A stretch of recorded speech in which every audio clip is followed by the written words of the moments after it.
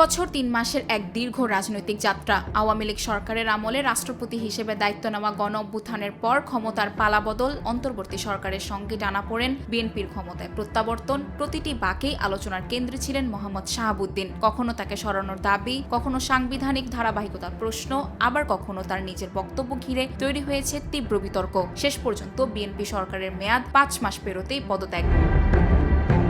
আওয়ামী লীগ সরকারের আমলে রাষ্ট্রপতি হিসেবে দায়িত্ব নেওয়া মোহাম্মদ শাহাবুদ্দিন অন্তর্বর্তী সরকারের সময় এবং পরবর্তী নির্বাচনের পর বিএনপি সরকার ক্ষমতায় আসার পরও এই পদে থাকবেন কিনা এই নিয়ে একাধিকবার প্রশ্ন উঠেছে। হয়েছে নানা আলোচনা ও রাজনৈতিক হিসাব নিকাশ। এরপর বিএনপি সরকার গঠনের ৫ মাসের কিছু বেশি সময় পর শেষ পর্যন্ত তার পদত্যাগের সিদ্ধান্ত।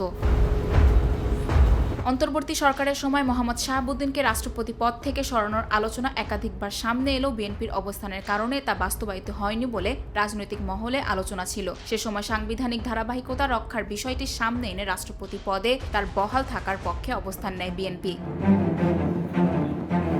২০২৬ সালের নির্বাচনে বিএনপি জয়ী হয়ে সরকার গঠনের পরও মোহাম্মদ শাহাবুদ্দিন রাষ্ট্রপতি পদে থাকবেন কিনা তা নিয়ে প্রশ্ন ছিল, তবে শেষ পর্যন্ত তিনি পদে বহাল থাকেন। তবে সাম্প্রতিক সময়ে বিএনপি সরকারের সঙ্গে রাষ্ট্রপতির এক ধরনের দূরত্ব তৈরি হয়েছে বলে বিশ্লেষকদের কেউ কেউ মনে করছেন। রাষ্ট্রপতির কার্যালয়ের বিভিন্ন সূত্রের বরাত দিয়ে এমনও বলা হচ্ছে, বিএনপির উচ্চ পর্যায় থেকেই তাকে পদত্যাগের বার্তা দেওয়া হয়েছিল। ২০২৩ সালের ২৪ এপ্রিল বাংলাদেশের ২২তম রাষ্ট্রপতি হিসেবে শপথ নেন মোহাম্মদ শাহাবুদ্দিন।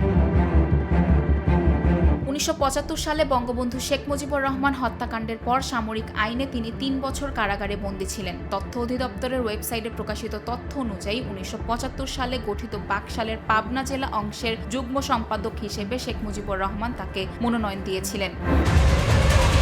রাষ্ট্রপতি হিসেবে মোহাম্মদ শাহাবুদ্দিনের নাম ঘোষণার পর তার নিয়োগের আইনগত বৈধতা নিয়েও বিতর্ক তৈরি হয়। মোহাম্মদ শাহাবুদ্দিন ২০১৭ থেকে ২০২৩ সাল পর্যন্ত ইসলামী ব্যাংক বাংলাদেশ লিমিটেডের পরিচালনা পর্ষদের ভাইস চেয়ারম্যান হিসেবে দায়িত্ব পালন করেন। এর আগে ২০১১ থেকে ২০১৬ সাল পর্যন্ত তিনি দুদকের কমিশনার ছিলেন।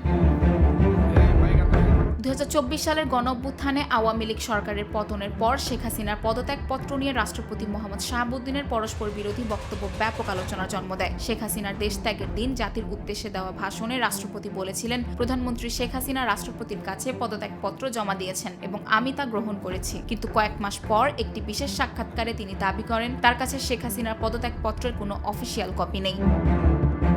২০২৪ সালের অক্টোবরে রাষ্ট্রপতির বক্তব্যের তীব্র আলোচনা করেন তৎকালীন আইন উপদেষ্টা আসিফ নজরুল এবং বৈষম্য বিরোধী ছাত্র আন্দোলনের নেতারা। ঢাকা বিশ্ববিদ্যালয় সহ বিভিন্ন স্থানে মিছিল সমাবেশ করে রাষ্ট্রপতির পদত্যাগের দাবিও ওঠে। তবে রাষ্ট্রপতির পদত্যাগের আলোচনা অবশ্য বিএনপি সরকার ক্ষমতায় আসার আগেই শুরু হয়েছিল। অন্তর্বর্তী সরকারের সময়ও একাধিকবার তার পদত্যাগের বিষয়টি আলোচনায় আসে।